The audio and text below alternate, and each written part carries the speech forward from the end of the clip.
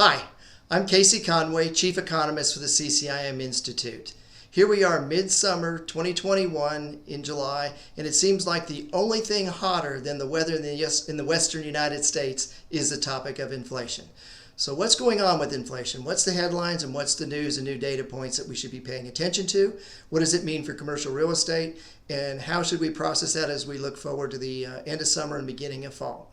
So the headline news was really Fed Chair Powell testifying on Congress this past week to both the House and Senate, trying to convince us all that inflation is transitory, it's not sticky, it's all going to go away, and we won't have any problems. However, new data points suggest otherwise. The latest one was the Consumer Price Index, the CPI. It came in pretty hot.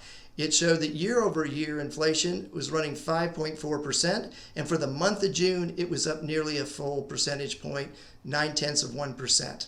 Before that, we had the PPI, the Producer Price Index, which was running over 6%, and the Personal Consumption Expenditures, which also is in the 5.5% to 6% range. So we're seeing inflation in things like housing. We're seeing it in all the commodities, not just lumber, but we're seeing it in things like paint and appliances and used car prices, which are up an amazing 45% year over year and up 10% just in the month of June. So are we seeing that in commercial real estate?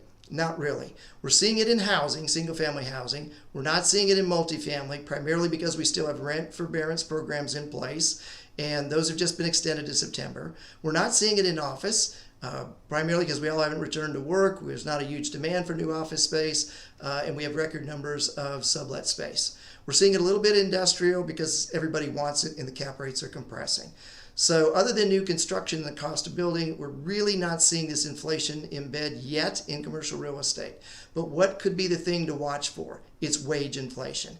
And so if wage inflation embeds, that really spooks the Fed. It's hard to get rid of. And what it really means is all of us are saying to our employers or our clients, hey, we need a raise so we can pay for the higher cost of all the goods in our lives.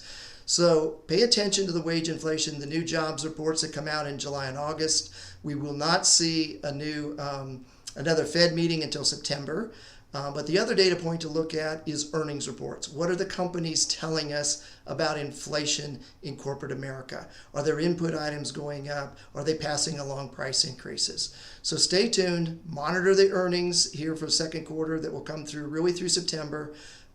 Look at the jobs reports, but look at mainly what they're saying about wage inflation. And in the meantime, maybe just enjoy a root beer for the summer. There's going to be lots to worry about come the fall. Stay tuned for our next update on inflation.